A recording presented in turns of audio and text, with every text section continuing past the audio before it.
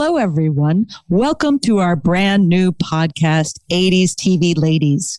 This is a special pop culture podcast where we take you on a journey to the fabulous, exciting, female-driven television past. I'm Susan Lambert Hatem, an independent writer, director, and producer who believes in true love and medium adventure. And I'm Sharon Johnson, Susan's co-pilot. I'm a television, podcast, and Christmas Carol enthusiast. On 80s TV Ladies, we'll be examining beloved female-driven TV shows of the 1980s.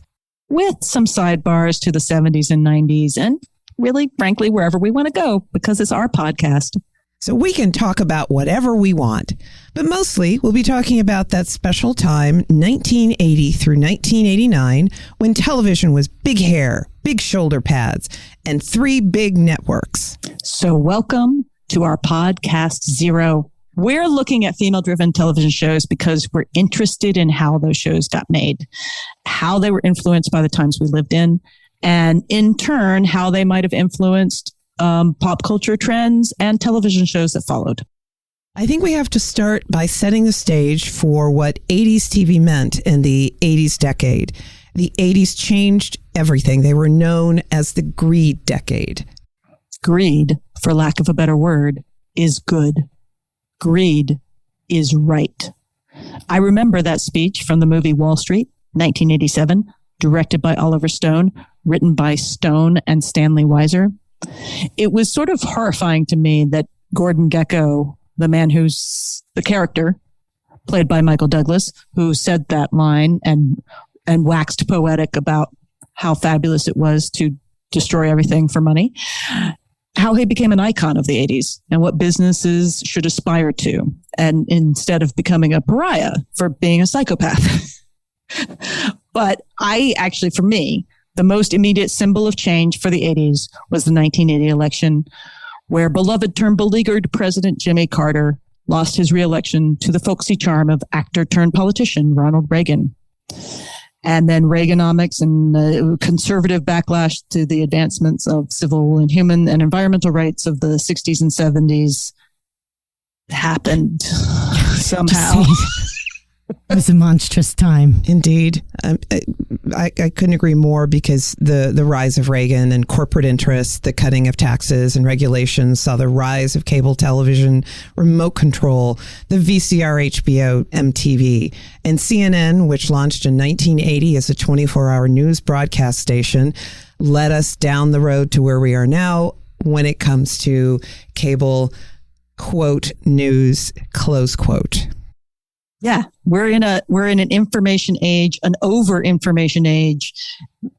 But the CNN, the 24-hour news channel was again, it's so hard to take people back to that time unless you lived it and realize that television used to turn off. It used to stop broadcasting. And it'd be the end of the broadcasting day.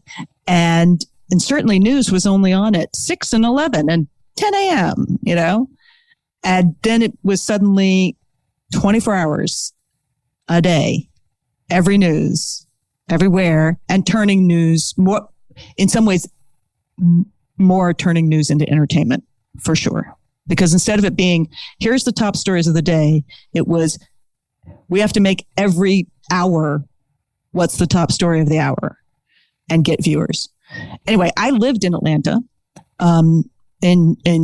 just outside of Atlanta in Georgia, and CNN was started in downtown Atlanta by Ted Turner in the Omni Complex. The Omni Complex had Ted Turner's 24-hour news channel, an ice skating rink, a 14-plex, unprecedented at the time, movie theater, in which one theater always showed the movie Gone with the Wind. Really? Every day. Really? Every day. Oh, wow. Yep. Okay. Balderdash. I don't believe you. It happened. It was bizarre. Make of that what you will for the South and Georgia. Anyway, but I loved going down there. Also for like less than a year, the Omni International housed The World of Sid and Marty Krofft. This is not about the 80s. This is about 70s television. The World of Sid and Marty Krofft actually lasted less than a year. But part of apparently the appeal of it was like an amusement park based on the world of Sid and Marty Krofft, these television shows that were made in the 60s and 70s, Sigmund the Sea Monster, Land of the Lost, my personal favorite and 70s TV ladies, superheroes, Electra Woman and Dyna Girl. Did you watch Electra Woman and Dyna Girl, Sharon? I did not. I was an Air Force brat and spent 4 years in my adolescence living in Japan with no access to American television. So I missed the whole Sid and Marty Krofft of it all, which is not necessarily a good thing or a bad thing, but just something that I missed. I often feel like there's kind of like a little bit of a hole in my television viewing history, because while there are things that I'm aware of, there are things that I didn't get to see as a result, either when they aired or eventually kind of missed them via syndication. Because during that time, if you didn't watch something live, you either caught it on the repeat during the summer or you completely missed it. There was no VCR. There was no DVR, certainly. And there were no DVDs. There were no VHS copies of the entire season of a television show that would allow you to go back and find or rewatch something that everybody else had either seen or missed. So it was a very different time in television viewing. It came and went, basically. It came and went. If you didn't see it when it aired, you really had to wait and go track it down if you wanted to see it. You had to wait for it. You had to wait for it either summer repeats or as you said, syndication, which would typically happen after the show was done. Right. So it's just, again, it's not something you can understand if you're in your 20s now and everything is available all the time, everywhere. If you can find it. So if you can find it. Yeah, it's too much now. Like at the same time, there were only 3 networks at the beginning of 1980. Plus, again, HBO, MTV started in 1981. And so it was the beginning of cable, the beginning of different channels and other options. And it was also, again, beginning of the 80s. You couldn't capture your shows. By the end of the 80s, we had the VCR, and suddenly you could time shift on and make sure you caught shows you wanted to keep watching, and you wanted to make sure you didn't miss. So again, a great, incredible decade of transition of sort of chaos and falderall, but also, so this is fun. We haven't even explained why we're so excited about falderall and balderdash. But you have to keep listening and we'll figure it out as we go. Because we're going backwards. We're going backwards. We're going backwards and forwards. And that's part of the show. Yeah, it was a different time. It was back in the time when you went to work in an office. So in true. the before time. And there were all these people in cubicles all next to each other and desks and fax machines. It was fabulous. There's a lot of love for 80s pop culture out there. There's a lot of 80s pop culture podcasts. There's none, as far as we know, devoted to female-driven television shows of the 1980s. I think we're very specific in what we're going to be covering. But I think it's also really interesting to realize that so many people that didn't live through the 80s, like if you don't live through any decade, but that decade in particular, because it started a lot of things that we just sort of take for granted now, which is sort of the blockbuster movie with, Raiders of the Lost Ark and E.T. and Return of the Jedi and Back to the Future. And it also led to the chase in the entertainment industry for the next big thing, which was a totally different mindset in terms of what the various studios were trying to do, and led to a situation where the appetite from the big studios for more thoughtful, one and done kinds of properties started to wane. I don't think anybody saw it initially, but it definitely was something that's happened over the last few decades. The reason we're here today is during the pandemic, like everybody else, we started streaming a lot of shows, and And we started streaming 70s shows, Mary Tyler Moore and Bob Newhart and Barney Miller.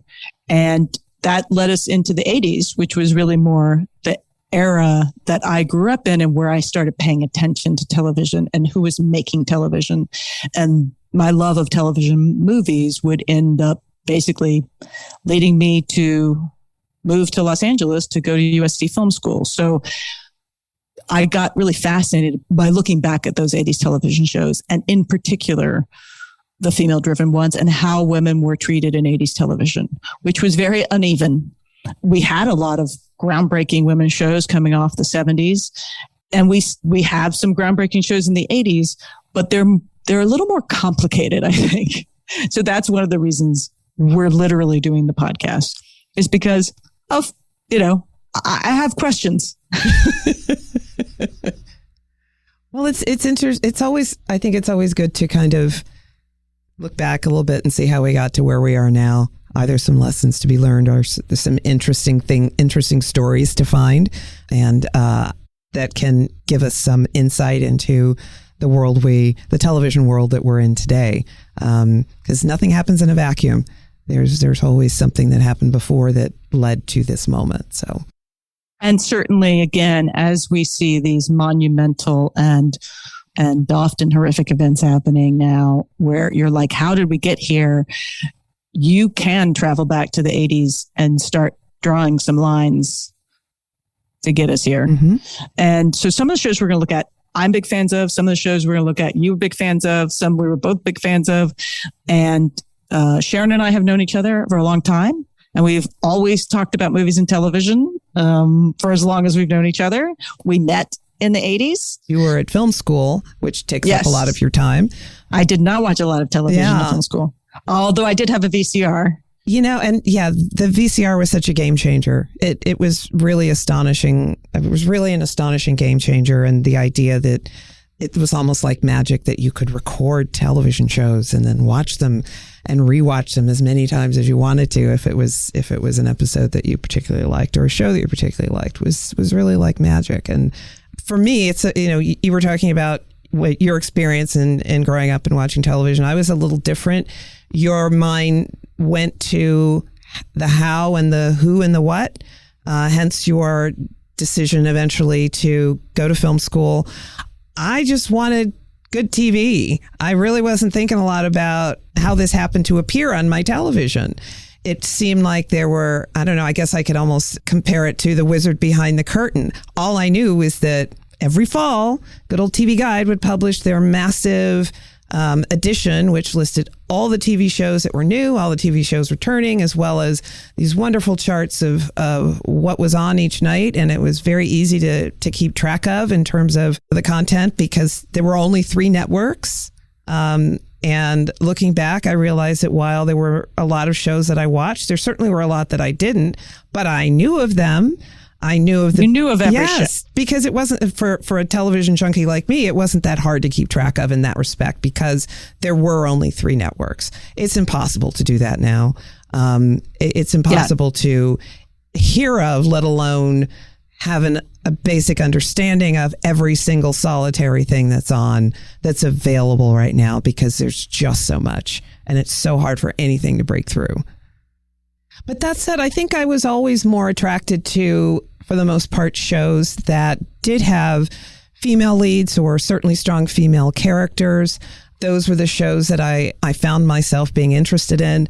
I do know that looking back, even as a kid when I was watching TV, I wasn't interested in kid shows. I want to know what the grown-ups were doing and watch those shows. So in terms of what I chose to watch, it tended to be shows, I think, that I found interesting and fun and in some ways enlightening. But there was a very strong, contingent of female-driven shows that I watched. As long as there weren't a lot of kids around, I was probably pretty interested in it. I'm super interested to explore the feminist aspect of these shows, mm-hmm. and who the feminist characters of the 80s were, 80s television. I'm a huge fan of the action detective shows like Remington, Steele, Moonlighting, Cagney, and Lacey. But we're also going to cover comedies, mm-hmm. like The Golden Girls, Murphy Brown, A Different World. And so like once you start the dive, like, cause we've started our dive and you're like, oh wait, and then there's this show. Oh wait, and then there's this show.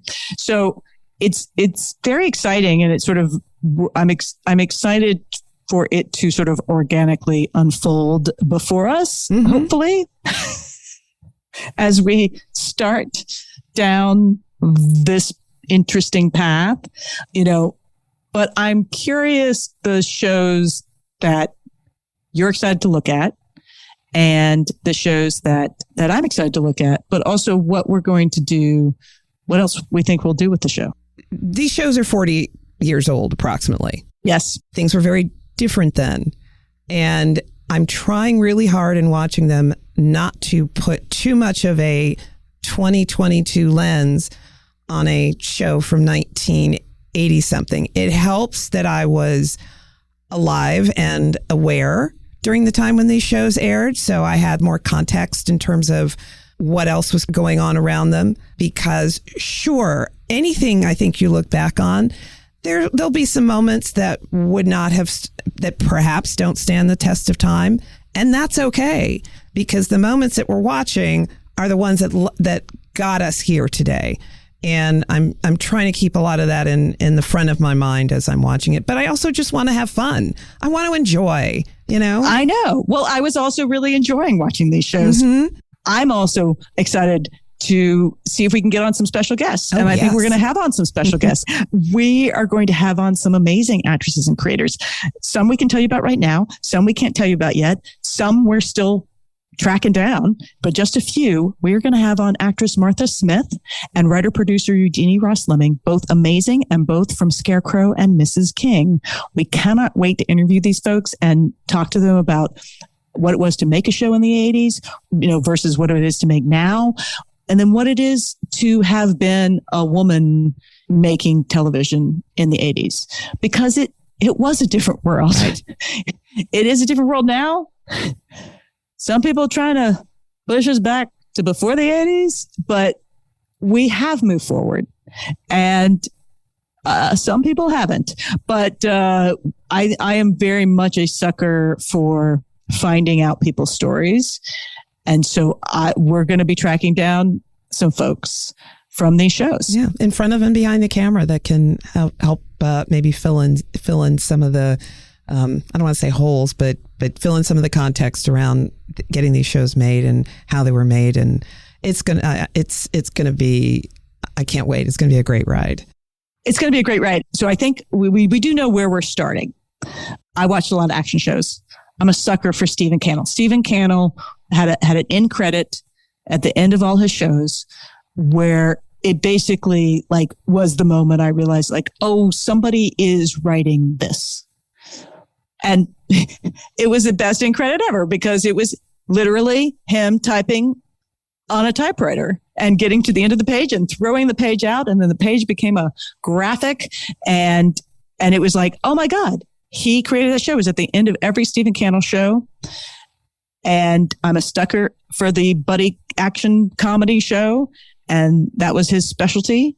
And so I think that was the first time I went, oh, wait, so television is something that gets written. But we're going to start with a show that actually was the first time I noticed female names, women names as creators of the show. We're going to start with a little action comedy show called Scarecrow and Mrs. King. It's sort of adorable to me. It's surprisingly dark, an action-y spy caper show. It starred Kate Jackson and Bruce Boxleitner. It was created by the writing and producing team Eugenie Ross-Lemming and Brad Buckner. It ran from 4 seasons, from 1983 to 1987, and it showed how much fun it was to be a mom and a spy. And as it turns out, this is one of the many shows that I was aware of, but was surprised to realize that I'd never really watched it. I don't exactly know why, because now watching it now, it seems like it would have been right up my alley. Have no idea what was in my head at the time. But yeah, I think it's a great place to start, because it combines a lot of things. It's a lot of fun. Yeah. It's a lot of fun. And I hope that everyone will watch along with us. And I am excited about the fact that it wasn't a show you explored. It never occurred to me that we wouldn't know all the same shows, or at least have watched all the same shows, except that, of course, we wouldn't. We were in different places. We're a little bit different in age. So I'm really excited that we'll both be discovering certain things about these shows as we go. I'm definitely a sucker for a mystery. Throw a mystery out there, and I'm one of those people, I need to find out. It took me a long time when I started reading mysteries like Ellery Queen and the Earl Stanley Gardner, Perry Mason books to stop myself from going to the end to find out who did it. It was hard, but I managed to wean myself off of that because it's fun to try to figure out who did it. And I have to admit, when it came to the Ellery Queen books, I never figured it out, but it was still Ellery fun. Queen was impossible. I also read Ellery Queen, and it felt impossible. Ellery Queen was the ones I read. There were like some sort of pulp novels I liked a bit. The one I remembered that was a female author was Charlotte Armstrong. These were like more like 60s, and they were more like pulp mysteries, and adventures kind of things. She wrote this one called A Dram of Poison that I still sort of remember because it was so cleverly constructed.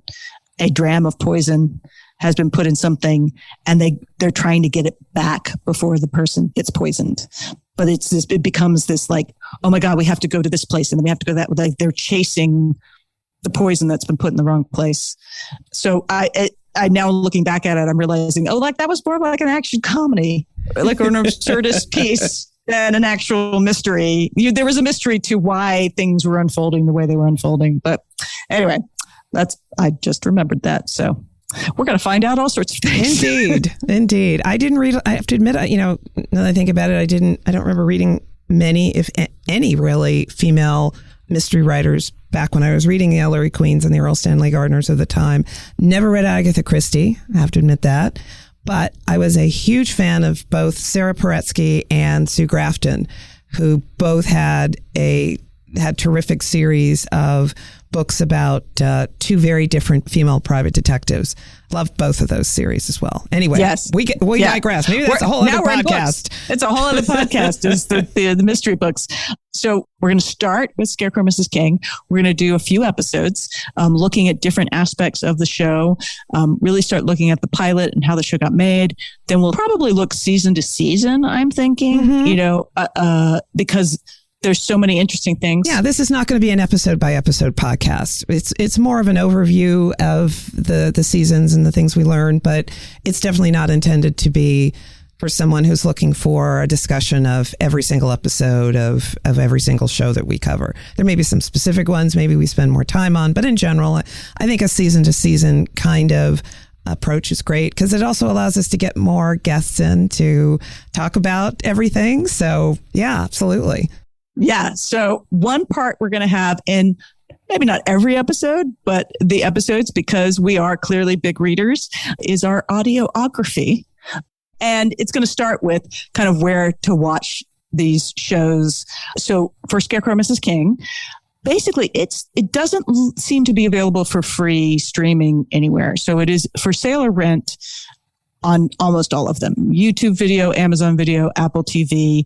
One of the things we have discovered, Sharon discovered this, is that check your local library. They often have DVDs you can rent. I mean, not rent, but borrow for free. And they had Scarecrow, Mrs. King, yeah, right? Absolutely. And I mean, I know that not many people perhaps still have the ability to play a DVD, whether it be through a DVD player or through your computer. If you have an internal drive or an external drive, you can connect. But if you do, it's definitely something you can probably find at your local library. And if you do have a DVD player and you're still a Netflix DVD subscriber, you can get seasons 1 and 2 of Scarecrow, Mrs. King from Netflix DVD subscription service. So the website we're going to shout out for our podcast zero is, of course, our own 80stvladies.com. And the book I'm going to shout out for our podcast zero is The Great Book of 1980s Trivia, Crazy Random Facts and 80s Trivia by Bill O'Neill. Because I think it's fun if you haven't experienced the 80s or you don't remember it because you experienced it too much. You can check that out. And also a television series of the 1980s, Essential Facts and Quirky Details by Vincent Terrace. Both of those are available on Amazon, and there'll be a link on our website to find them. Sharon, we're going to get serious for a second. Sure. Even on Podcast Zero, we really didn't expect to, but it's important. Here at 80s TV Ladies, we support women and all people's body autonomy. Every person has fundamental rights. We believe abortion is necessary health care, vital for pregnant people, because it's a human right. So in addition to our 80s TV Ladies audiography, we have some special shout outs in this episode. So if you want help or you want to help, here are some websites you can go to. First is the website I Need an A, and that is INEEDANA.com. Next, the National Network of Abortion Funds. Their website is abortionfunds.org. Next, Indigenous Women Rising. IWRISING.org. And next is Mississippi's only abortion clinic in the entire state, which also is fallen under this recent ruling. ThePinkHouseFund.com. That's ThePinkHousefund.com. And there's an organization that I work with called TRRFoundation.org. TRR-FOUNDATION.org. There you can find links to many more sites, including local and state resources. Whether it's one of these organizations or one that you know of and that you have supported or want to support, please reach out to them. Do what you can. Give what you can. We want to give a shout out to our audio engineer, Kevin Ducey, co-producer, Melissa Roth, plus our social media manager and associate producers, Megan McKiernan and Sergio Perez. And what's the 80s ladies-driven TV show that you remember or have heard of and want us to cover? And what are your favorite 2020s TV ladies?